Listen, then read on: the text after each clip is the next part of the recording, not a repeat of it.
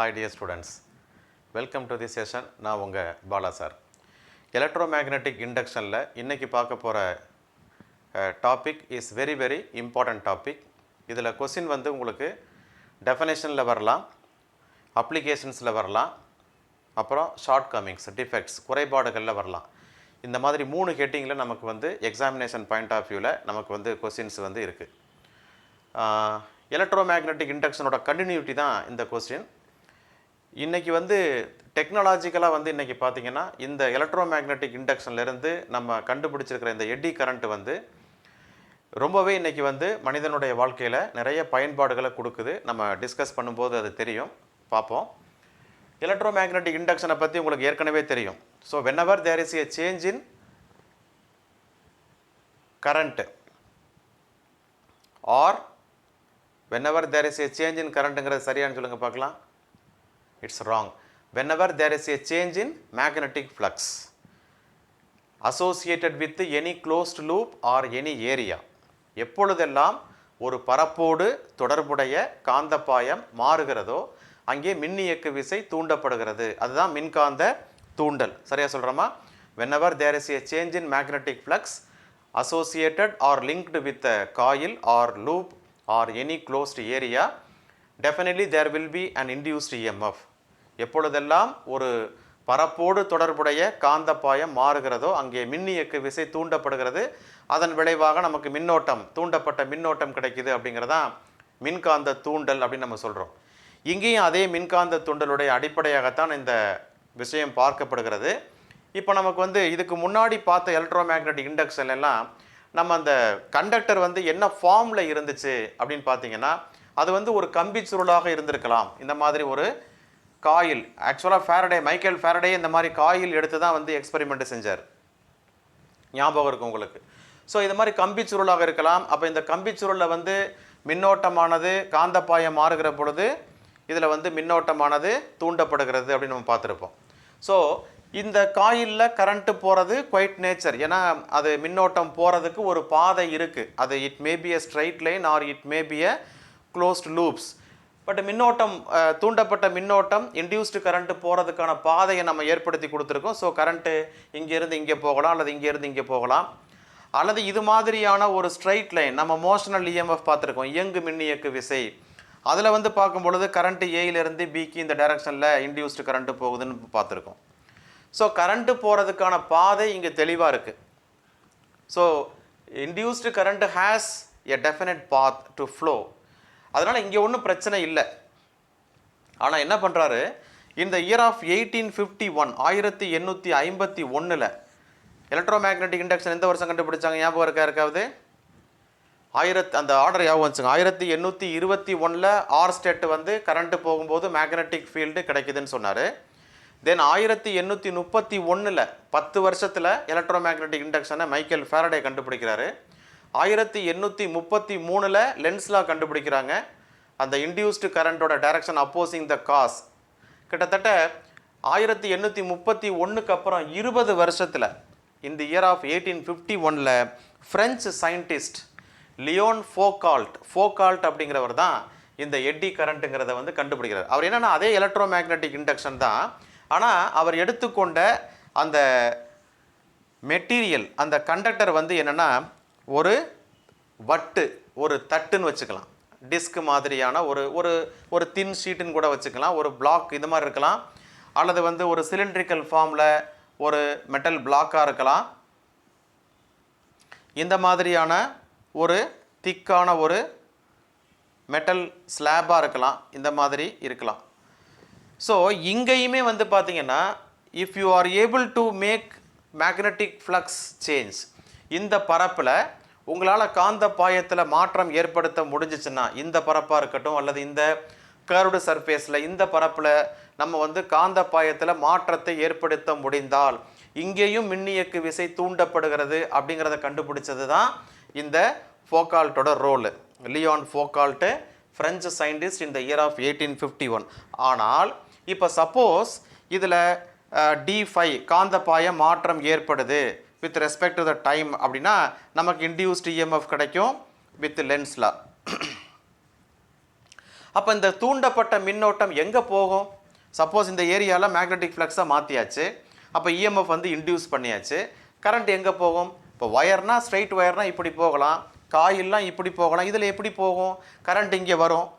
So இந்த பக்கம் வரக்கூடிய கரண்ட்டுக்கு இந்த பக்கம் போக முடியாது, வெளியில் தப்பிச்சு போக முடியாது. அதே மாதிரி இப்படி வந்தாலும் இந்த பக்கமும் போக முடியாது, இப்படி வந்தாலும் இந்த பக்கமும் போக முடியாது, இப்படி வந்தாலும் இந்த பக்கம் போக முடியாது. அப்போ என்ன பண்ணும்? அதுலேயே ரவுண்ட் அடிக்கும், அந்த பிளேட்லேயே ரவுண்ட் அடிக்கும். அந்த மாதிரி ரவுண்ட் அடிக்கும்போது அந்த கரண்ட்டோடைய டைரக்ஷன்ஸ் வந்து ஒரு புள்ளியை மையமாக கொண்டு என்ன பண்ணுது? ஒரு மைய வட்டங்களாக அங்கே மின்னோட்டங்கள் செல்கின்றன. அதைத்தான் நாம் சுழல் மின்னோட்டம் என்று சொல்கிறோம். மின்னோட்டம் அங்கே சுழல்கிறது. இந்த சுழல்கிற வேர்டை எங்கே கேள்விப்பட்டிருக்கீங்க? நம்ம கரண்ட்டுனா என்னன்னு தெரியுது.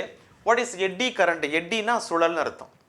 இந்த எட்டி அப்படிங்கிற வேர்டு நம்ம எங்கே யூஸ் பண்ணுறோம் அப்படின்னா, ஆற்றுல தண்ணி போகும்போது எப்படி போகும் அப்படின்னா, இப்போ இது ரிவர்னு வச்சுங்க, ஆற்றுல தண்ணி வந்து இந்த மாதிரி சுழண்டு போகும். ஆற்றுல தண்ணி வேகமாக போகும்போது சில இடங்களில் தண்ணி சுற்றி போகிறத நம்ம பார்க்க முடியும்.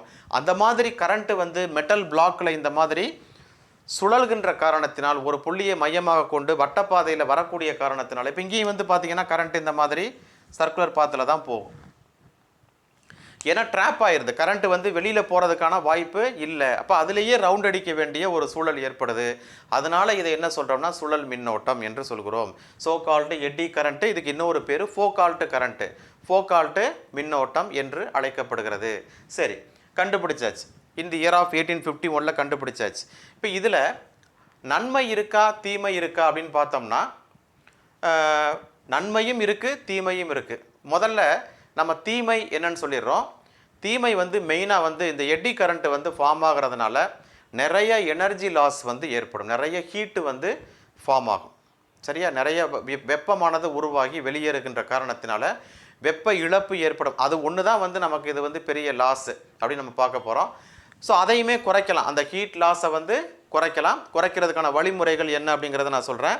இப்போ நம்ம வந்து எட்டி கரண்ட்டை உருவாக்குவதற்கான ஒரு எக்ஸ்பெரிமெண்டல் செட்டப்பை மட்டும் நான் சிம்பிளாக சொல்லிடுறேன். நீங்கள் புக்கில் படிச்சிங்கன்னா உங்களுக்கு தெளிவாக புரியும். பட் நல்லா புரிஞ்சுக்கணும், இதோட பேசிக்கான விஷயம் வந்து எலக்ட்ரோ மேக்னெட்டிக் இண்டக்ஷன் தான் பேசிக். ஓகே, இங்கே என்ன பண்ணுறேன், ஒரு எலக்ட்ரோ மேக்னெட்டை இங்கே வச்சிட்றேன். ஸோ உங்களுக்கு தெரியும், இது ஒரு மெட்டல் பீஸ். இதில் காயில் சுற்றி இருக்கிறோம், காயில் வந்து பேட்டரியில் கனெக்ட் ஆகிருக்கு. ஒரு கீ போட்டுக்கிறோம். ஓகே, ஸோ இதில் ப்ளஸ் மைனஸ், இந்த பேட்டரியை நம்ம க்ளோஸ் பண்ணிட்டோம்னா இந்த காயில் வழியாக கரண்ட்டு போகும். அப்போ இந்த மெட்டல் பீஸ் வந்து என்னவாகும்? நார்த்து சவுத்தாக மாறுதுன்னு வச்சுக்கோங்க, எலக்ட்ரோ மேக்னெட்டாக மாறும். So before closing the circuit, இப்போ சர்க்கியூட் ஓப்பன்லேயே இருக்கட்டும், அப்போ இது எலக்ட்ரோ மேக்னெட்டாக இருக்காது, இது சாதாரண ஒரு உலோகம் தான். இங்கே என்ன பண்ணுறோம்னா ஒரு சஸ்பென்ஷன் கொடுக்குறோம், அதாவது ஒரு சப்போர்ட்டில் ஒரு ஒயர் எடுத்து அந்த ஒயரோட எண்டில் நம்ம என்ன பண்ணுறோம், ஒரு மெட்டல் ஸ்லாப், சிம்பிள் பெண்டலம் மாதிரியான ஒரு அமைப்புன்னு வச்சுங்களேன், தனி ஊசல் மாதிரி ஒரு அமைப்பு. ஸோ என்ன பண்ணுறோம் அப்படின்னா, ஃபஸ்ட்டு வந்து இதை ஒரு சைடு இழுத்துட்டு நான் விட்டேன் அப்படின்னா என்ன ஆகும்? திஸ் வில் எக்ஸிக்யூட் ஆசிலேஷன், இப்படி போயிட்டு வந்துகிட்டு இருக்கும், வருமா? ஸோ இந்த மாதிரி அலைவுறக்கூடிய ஒரு நிலையானது ஏற்படும். அந்த மாதிரி ஆசிலேட் ஆகும்போது அது ரெஸ்ட்டுக்கு வர்றதுக்கு என்ன ஆகும்? ரொம்ப நேரம் எடுத்துக்கும். It will take much time. அப்போ நிறைய டைம் எடுத்துக்கிட்டு அது ஓய்வு நிலைக்கு வரும். காரணம் என்ன? அது மேலே செயல்படக்கூடிய அந்த ரெசிஸ்டிவ் ஃபோர்ஸுங்கிறது only due to air resistance தான். காற்று ஏற்படுத்தக்கூடிய டேம்பிங் ஃபோர்ஸ், தடை விசையை தவிர வேறு எந்த விஷயம் அங்கே செயல்படாது. அதனால் கொஞ்சம் கொஞ்சமாக உராய்வின் காரணமாக கொஞ்சம் கொஞ்சமாக ஆசிலேஷன் குறைஞ்சிட்டு கடைசியில் ரெஸ்ட்டுக்கு வரும். ஆனால் இப்போ இந்த சர்க்கியூட்டை நான் க்ளோஸ் பண்ணுறேன். க்ளோஸ் பண்ணிட்டேன்னா இதில் கரண்ட்டு போகுமா? கரண்ட்டு போகும். அப்போ இதில் நார்த்து சவுத்து பொலாரிட்டி ஃபார்ம் ஆயிடுச்சு, எலக்ட்ரோ மேக்னெட்டை மாறிடுச்சு. இப்போ நீங்கள் என்ன பண்ணுறீங்கன்னா, இதை நீங்கள் ஆசிலேட் பண்ணிவிட்டு விட்டிங்கன்னா இது என்ன ஆகும்னா, இந்த காந்த புலத்துக்குள்ளற இந்த பிளாக் வந்து என்ன பண்ணுது? இயங்குது. காந்த புலத்துக்குள்ளே இந்த மெட்டல் பிளாக் இயங்குகின்ற காரணத்தினால அது வந்து மாறக்கூடிய காந்த புலத்தை அந்த பரப்பு பெறுகின்ற காரணத்தினால it has change in magnetic flux in that area. அப்போ இதில் இன்டியூஸ்டு கரண்ட்டு செட்டப் ஆகுது. எப்படி செட்டப் ஆகும்னா, இதில் இன்டியூஸ்டு கரண்ட்டு வந்து எட்டி கரண்ட்டாக மாறும். இந்த மாதிரி இந்த மெட்டல் பிளாக்ல எட்டி கரண்ட் மாறும். எட்டி கரண்ட் உண்டாயிருச்சு அப்படின்னா அது நமக்கு தெரியும், the direction of induced current opposing the cause. அப்போ என்ன ஆகும்னா லென்ஸ் விதியின் அடிப்படையில் இந்த direction of the induced current இந்த பிளாக் வந்து ஆசிலேட் ஆகிறத ரெசிஸ்ட் பண்ணும், டேம் பண்ணும். அப்போ ஏற்கனவே நம்ம வந்து எலக்ட்ரோ மேக்னெட்டாக மாற்றுறதுக்கு முன்னாடி ஒரு 100 தடவை ஆசிலேட் ஆச்சுன்னா 100 தடவை ஆசிலேட் ஆகி ரெஸ்ட்டுக்கு வருது அப்படின்னா இது 5லிருந்து 10 ஆசிலேஷன்ஸுக்கு உள்ளர ஆசிலேட் ஆகி உடனடியாக என்ன ஆயிரும், ரெஸ்ட்டுக்கு இன்னும் கூட குறையலாம். ஒரு 3 ஆசிலேஷன்ஸில் கூட உடனடியாக ஓய்வு நிலைக்கு கொண்டு வரலாம். இது சில இடங்களில் பயன்படுகிறது. அப்போ எடி கரண்ட் உருவாகுது, அது உருவாகி அந்த பிளாக்கோட இயக்கத்தை வந்து தடுத்து நிறுத்துது அப்படிங்கிறத வந்து இந்த எக்ஸ்பெரிமெண்ட் மூலமாக நம்ம தெரிஞ்சுக்க முடியும். சரி, நான் சொல்லியிருக்கேன் இல்லையா, இந்த எடி கரண்ட் ஃபார்ம் ஆகிறதுனால ஹீட்டு ஃபார்ம் ஆகி வேஸ்ட்டாக போகுது அப்படின்னு நம்ம சொல்கிறோம். அப்போ வந்து அதை தவிர்க்கிறதுக்காக என்ன பண்ணலாம் அப்படின்னா இந்த மெட்டல் பிளாக்கில் கொஞ்சம் ஹோல்ஸ் போட்டுக்கணும். துளைகள் போட்டுக்கிட்டாலும் சரி, அல்லது இந்த மெட்டல் பிளாக்கில் வந்து தின் ஷீட்டை மெட்டல் நல்லா ஸ்லாபை திக்காக யூஸ் பண்ணுறதுக்கு பதிலாக தின்னாக யூஸ் பண்ணுங்கள். அட் த சேம் டைம் இந்த மாதிரி இந்த பிளாக்லேயே கூட நம்ம என்ன பண்ணலாம்னா இந்த மாதிரி வரி வரியாக இந்த ஸ்லாபில் வந்து ஓட்டை போட்டோம் அப்படின்னா, ஸ்லாட்ஸ் போட்டோம் அப்படின்னா இந்த ஆசிலேஷன்ஸோட நம்பர்ஸை வந்து என்ன பண்ணுதுன்னா இன்க்ரீஸ் பண்ணுது. அப்படின்னா என்ன பண்ணுது, எடி கரண்ட் உருவாகக்கூடிய அளவு வந்து அதில் குறையுதுன்னு சொல்கிறாங்க. அதை வந்து அந்த வெப்ப ஆற்றல் இழப்பை வந்து ஒரு கணிசமான அளவுக்கு வந்து என்ன பண்ண முடியும், குறைக்க முடியும். அதனால தான் வந்து டிரான்ஸ்ஃபார்மர் நம்ம பின்னாடி காமிக்கிறேன். டிரான்ஸ்ஃபார்மரில் வந்து கோர் வந்து உள்ளகமானது மெட்டல், சாலிட் மெட்டலாக இல்லாமல் சின்ன சின்ன தகடுகள், காப்பிடப்பட்ட இன்சுலேட்டட் ஷீட்ஸாக வந்து வச்சுருப்பாங்க. ஐ வில் ஷோ இட் லேட்டர். புரியுதா? ஸோ இதுதான் எடி கரண்ட் உருவாகக்கூடிய விதம். இப்போ எடி கரண்ட்னால இருக்கக்கூடிய நமக்கு மிகப்பெரிய குறைபாடு என்னென்னா அந்த வெப்பம் உருவாகிறது தான். பட் அதையே வந்து நம்ம வந்து பின்னாடி பயன்பாட்டுக்கு கொண்டு வந்துடலாம். மெஜாரிட்டி ஆஃப் த பிளேசஸில் இதை தான் வந்து குறைபாடுன்னு சொல்கிறாங்க. அதாவது வெப்பம் உருவாகி ஆற்றல் வீணடிக்கப்படுகிறது எடி கரண்ட்னால, அதை தவிர்க்கணும்னு சொல்கிறாங்க. இப்போ தவிர்க்க வேண்டிய இடங்களில் நீங்கள் பண்ண வேண்டியது ரெண்டு விஷயந்தான். ஒன்று, அந்த பிளாக்கில் வந்து தின் ஷீட்டு யூஸ் பண்ணுங்கள். ரெண்டாவது வந்து வாய்ப்பு இருந்தால் அதில் வந்து ஹோல்ஸ் போட்டிங்கன்னா மோஸ்ட்லி வந்து இந்த எடி கரண்ட்ஸோட எஃபெக்டை வந்து குறைச்சிடலாம். Now let's go to applications point. Very interesting applications இருக்குது. 4 வகையான பயன்பாடுகள் குறிக்கப்பட்டிருக்கு. அதில் ஒன்று இண்டக்ஷன் ஸ்டவ், அதாவது அந்த அடுப்புக்கு பேர் மின் தூண்டல் அடுப்பு, எலக்ட்ரோஸ்டாட்டிக் இண்டக்ஷனில் மாதிரி எலக்ட்ரோ மேக்னெட்டிக் இண்டக்ஷன், மின் தூண்டல்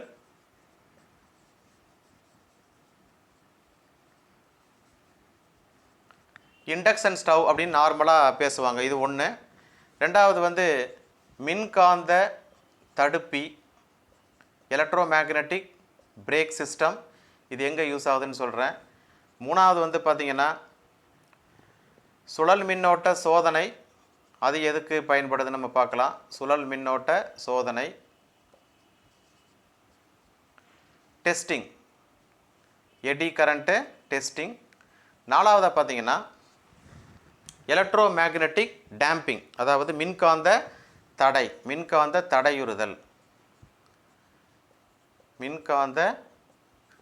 தடையுறுதல். கண்டிப்பாக வந்து அப்ளிகேஷன் உங்களுக்கு நம்ம கேட்கும்போது 2 அப்ளிகேஷன் கேட்கலாம், அல்லது 4 அப்ளிகேஷனையுமே கேட்கலாம். நம்ம எவ்வளோ சுருக்கமாக எழுத முடியுமோ அவ்வளோ சுருக்கமாக எழுதலாம். ஃபஸ்ட்டு வந்து இண்டக்ஷன் ஸ்டவ்வை பற்றி பார்த்துடலாம்.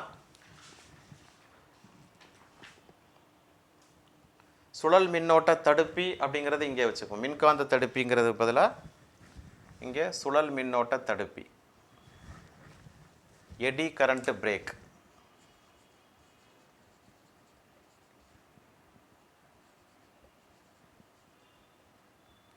சுழல் மின்னோட்ட தடுப்பி, மின் தூண்டல். 4 ஹெட்டிங் நான் ரீட் பண்ணிடுறேன், பார்த்துக்குங்க. ஒன்று வந்து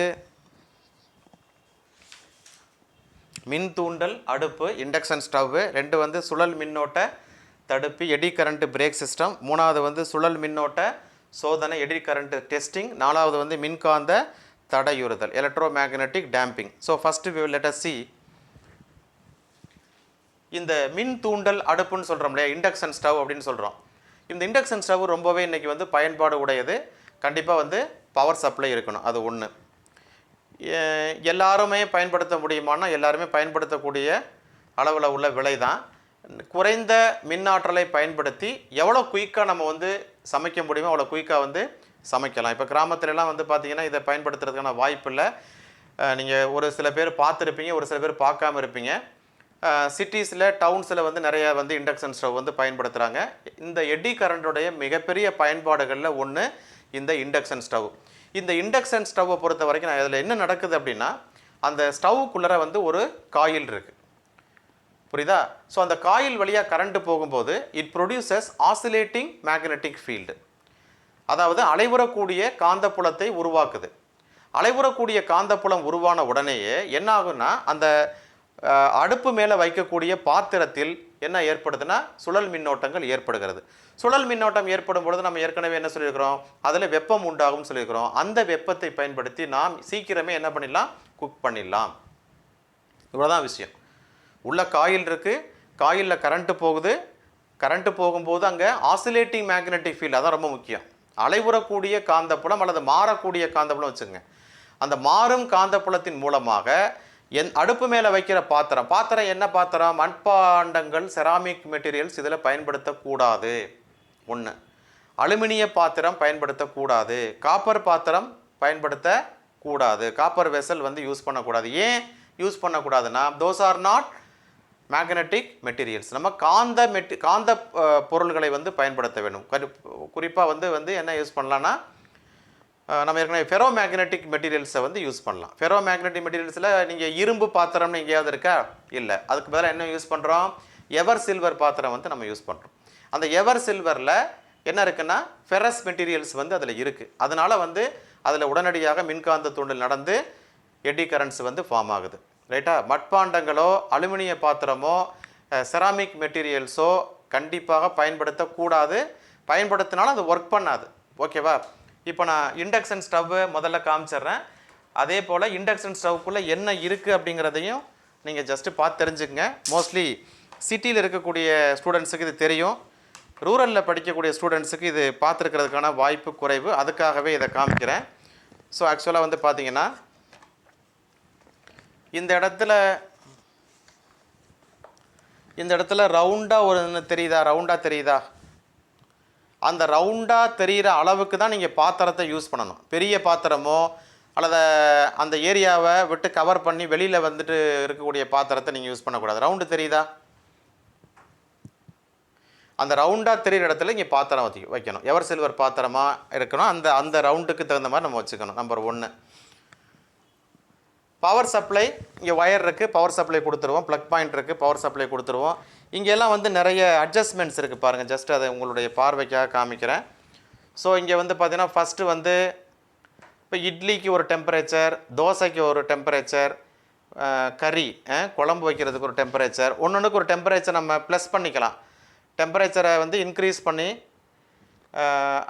அவனே வச்சுட்டான். மேனுவலாகவும் டெம்பரேச்சரை வந்து நம்ம செக் பண்ணி வச்சுக்கலாம், மாற்றிக்கலாம். அது வந்து டிஸ்பிளே ஆகும். இங்கே தானே டிஸ்பிளே ஆகும், இங்கே டிஸ்பிளே ஆகும். அதுக்கப்புறம் டைமிங், எவ்வளோ மினிட்ஸில் வந்து நம்ம பார்த்த உணவு வந்து குக் பண்ணணுங்கிறத அந்த டைமையும் வந்து நம்ம செக் பண்ணி இதில் செட் பண்ணி வச்சுக்கலாம். ப்ளஸ் பண்ணிக்கலாம், மைனஸ் பண்ணிக்கலாம், டைமை கூட்டிக்கலாம், குறைச்சிக்கலாம். வேகமாக ஆஃபீஸ் போகணுன்னா உடனடியாக என்ன பண்ணிடலாம், நம்ம வந்து குக் பண்ணிக்கலாம். ஸோ இதுதான் அந்த இண்டக்ஷன் ஸ்டவ்வுடைய outer portion. Okay, now I will show the inner portion. அந்த காயில் நம்ம இருக்காங்கிறத ஜஸ்ட் நம்ம பார்த்துடலாம்.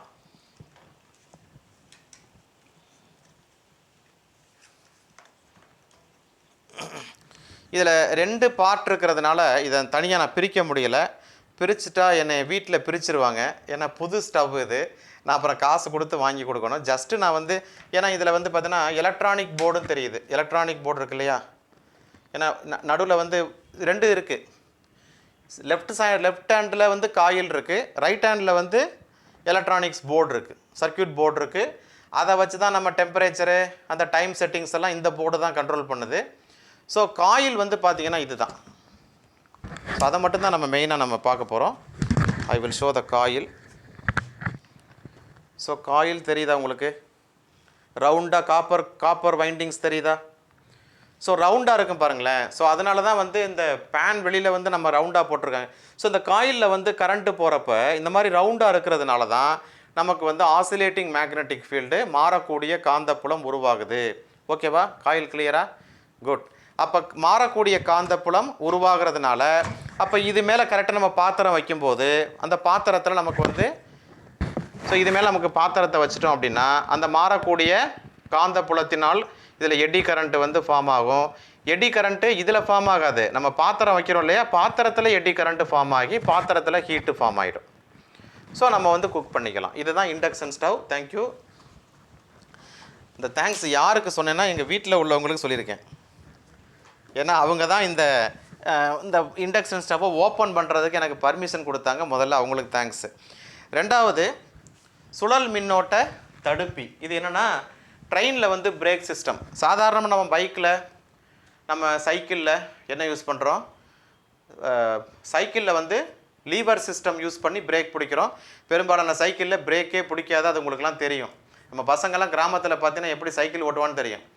காலாலேயே தேய்ச்சிக்கிட்டு போவான், ஏன்னா பிரேக் பிடிக்காது. இல்லைன்னா இறங்கி ஓடி போய் சைக்கிளை நிறுத்துவான். இல்லைன்னா 2 பேரும் போனான்னா என்ன செய்வான்னா, ஒருத்தன் இறங்கிடுவான், பின்னாடி உட்காந்துருக்கிறவன் சைக்கிளை பிடிச்சி இழுப்பான். இப்படிலாம் பிரேக் சிஸ்டம் நம்ம கிராமத்தில் யூஸ் பண்ணுவோம். பைக் அதுக்கு காரணம் என்னென்னா அந்த ரப்பர் பேட் வந்து தேஞ்சு போயிருக்கும், அதான் விஷயம். அதை மாற்ற மாட்டாங்க. பைக்கை பொறுத்த வரைக்கும் அது hydraulic brake system, that is disc brake system, அது தனி. ட்ரெயினை பொறுத்த வரைக்கும் நான் சொல்கிறேன், ட்ரெயினில் ஏரோப்ளேனில் பிரேக் போடணுமா, மேலெல்லாம் பிரேக் போட முடியாது, கீழே வந்து தான் ஸ்லோ பண்ணுவாங்க. கீழேயுமே வந்து சடன் பிரேக்கெல்லாம் போட முடியாது. ஸோ அது உங்களுக்கு தெரியும். ட்ரெயினில் என்ன பிரேக் சிஸ்டம் யூஸ் பண்ண போகிறாங்கிறத நம்ம பார்க்க போகிறோம். அதுக்கு இந்த எடி கரண்ட் வந்து பயன்படுது. சாதாரண ட்ரெயின் வந்து வேகமாக போயிட்டு இருக்கிற ட்ரெயினை வந்து சடன் பிரேக்கெல்லாம் போட்டு நீங்கள் நிறுத்த முடியாது. ஸோ ஒரு 5 கிலோமீட்டருக்கு முன்னாடி வந்து நம்ம அந்த பிரேக் ஆப்ரேட் பண்ணால் தான் கரெக்டாக அது ஸ்லோவாக போயிட்டு 5 கிலோமீட்டரில் கரெக்டாக அந்த ஸ்டேஷனில் வந்து நிற்கும். நீங்கள் அந்த பக்கத்தில் போய் பிரேக் போட்டுக்கலாம்னா நிற்காது. எமர்ஜென்சி பீரியடில் நீங்கள் அலாரத்தை அந்த ஒரு இது மாதிரி வச்சுருப்பாங்க, அபாய சங்கிலி வச்சுருப்பாங்க, அதை பிடிச்சி இழுத்தாலும் கூட it will take some time. என்ன ஆகும் அப்படின்னா அங்கே எலக்ட்ரோ மேக்னெட் வந்து இருக்கும்.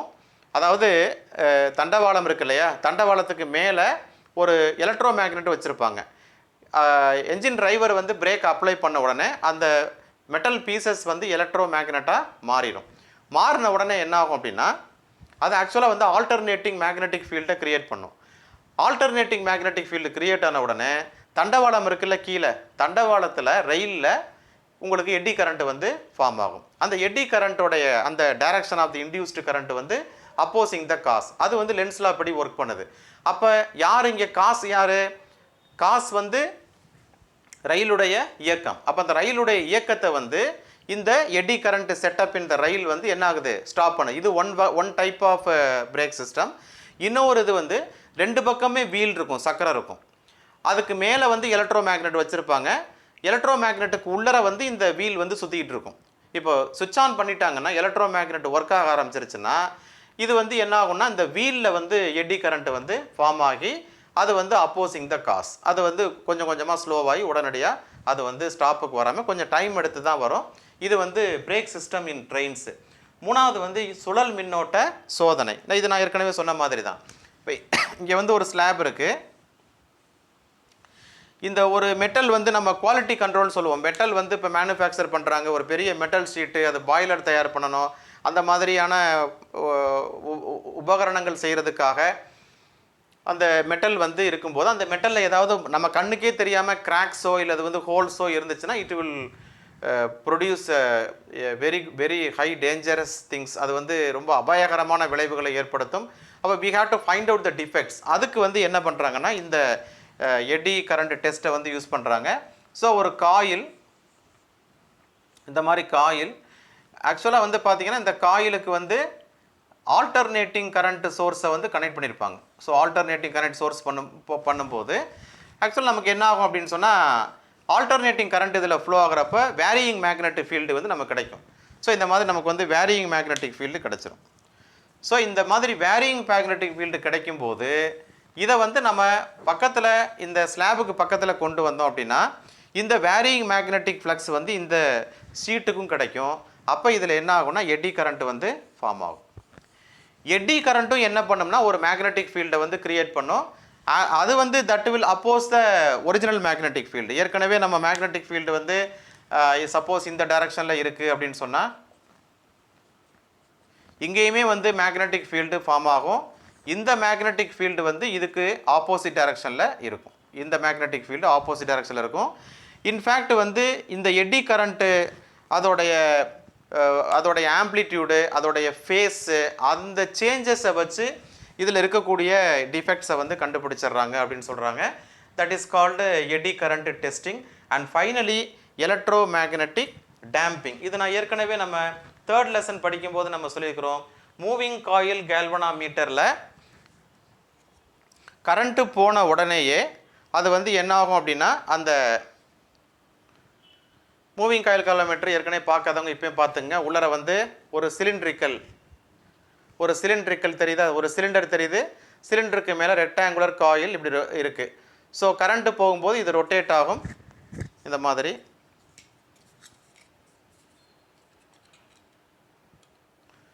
தெரியுதா? இப்போ ஸ்கேல் மேலே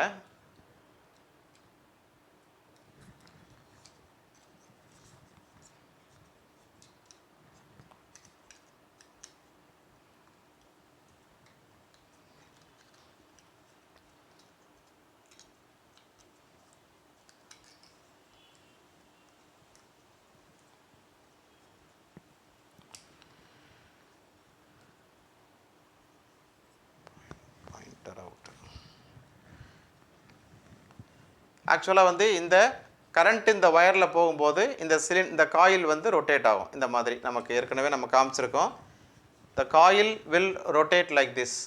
இந்த மாதிரி காயில் ரொட்டேட் ஆகுது, தெரியுதா? இந்த மாதிரி காயில் ரொட்டேட் ஆகும். அப்போ காயிலுக்கு மேலே இருக்கக்கூடிய பாயிண்டர், ஸோ பாயிண்டர் வந்து இப்போ உடச்சிட்டேன், போச்சு, அவ்வளோதான். ஏன்னா நான் ஏற்கனவே சொல்லியிருக்கிறேன், it's very very sensitive pointer. இப்போ ஏதோ ஒன்று பண்ண உடஞ்சி போச்சு, ஓகே பரவாயில்ல. இப்போ என்ன ஆகுதுன்னா, இந்த காயில் ரொட்டேட் ஆகும்போது இந்த மேலே இருக்கிற பாயிண்டர் வந்து என்ன ஆகும்னா ஆசிலேட் ஆகிட்டே இருக்கும். ஆசிலேட் ஆகிட்டே இருந்துட்டு, நான் சொல்ல புரியுதா? இப்போ தெரியுதா உங்களுக்கு? பாயிண்டர் ஆடுறது தெரியுதா? ஸோ காயில் எப்போல்லாம் ரொட்டேட் ஆகுதோ அப்போ பாயிண்டர் வந்து ரொட்டேட் ஆகும். ஆனால் இது ஆசிலேட் ஆகிட்டே இருக்கும், ரொம்ப நேரம் கழித்து தான் ரெஸ்ட்டுக்கு வரும். ஸோ அது வரைக்கும் நம்ம வெயிட் பண்ண முடியாது. ஆனால் இதையே நீங்கள் வந்து இது வந்து கோர் இல்லாமல், நான் சொல்கிறது வந்து இந்த சிலிண்ட்ரிக்கல் பிளாக் வந்து இல்லாமல் நான் மேக்னெட்டிக் மெட்டீரியல் இருந்துச்சுன்னா இது ஆசிலேட் ஆகிட்டே இருக்கும், ரொம்ப நேரம் கழித்து தான் இது ரெஸ்ட்டுக்கு வரும். அப்படி இல்லாமல் இந்த மாதிரி ஒரு சிலிண்ட்ரிக்கல் மெட்டல் உள்ளே வச்சு, கோராக வச்சு, உள்ளகமாக வச்சு அது மேலே காயில் சுற்றிட்டோம் அப்படின்னா, ஏற்கனவே நம்ம காமிச்சிருக்கோம், இதில் மேக்னெட் இருக்குன்னு நான் சொல்லியிருக்கேன். இதில் மேக்னெட் இருக்கா, ரேடியல் மேக்னெட்டிக் ஃபீல்டு இது ப்ரொவைட் பண்ணுதுன்னு சொல்கிறோம். அதுக்குள்ளே வந்து இது காயில் வந்து சுற்றுறதுனால இதில் என்ன ஆகும், இந்த சிலிண்டரில் எட்டி கரண்ட் வந்து ஃபார்ம் ஆயிரும். ஏன்னா it ஆசிலேட்ஸ் in the magnetic field. அப்போ எட்டி கரண்ட்டு இந்த மெட்டலில் வந்து ஃபார்ம் ஆன உடனேயே இது என்ன பண்ணும், it will opposing the cause according to the Lenz law. Lenz law அப்படி வந்து இது வந்து இதோடைய மோஷனை வந்து ஸ்டாப் பண்ணிடும். ஸோ உடனடியாக இது என்ன பண்ணிடும், ரெஸ்ட்டுக்கு வந்துடும். ஓகேவா? ஸோ இதுதான் நம்ம எலக்ட்ரோ மேக்னெட்டிக் டேம்பிங்கில் நடக்கக்கூடியது. ஸோ இந்த வீடியோவில் நாம் எட்டி கரண்ட்டுனா என்ன, எட்டி கரண்ட்டு எப்படி உருவாகுது, எட்டி கரண்ட்டுடைய ப்ளஸ் என்ன மைனஸ் என்ன அதையே நம்ம வந்து ப்ளஸ்ஸாக மாற்றிட்டோம். 4 வகையான பயன்பாடுகளை நம்ம காமிச்சிருக்கோம். நம்மளால் முடிஞ்ச 2 அப்ளிகேஷன்ஸை வந்து லைவ் டெமோவில் வந்து காமிச்சிருக்கிறேன். ஸோ வீடியோவை 2-3 தடவை நீங்கள் பார்த்தீங்கன்னா நல்லாவே புரிஞ்சுக்க முடியும். So thanks to Leon Foucault. ஏன்னா அவர் தான் வந்து என்ன பண்ணியிருக்காரு, இதை கண்டுபிடிச்சி கொடுத்துருக்காரு இன் தி இயர் ஆஃப் 1851. இப்போ நம்ம தேங்க் பண்ண வேண்டியது யாருக்குன்னா, நமக்கு இண்டக்ஷன் ஸ்டவ் கொடுத்தவங்களுக்கு நம்ம கண்டிப்பாக தேங்க் பண்ணியானோ.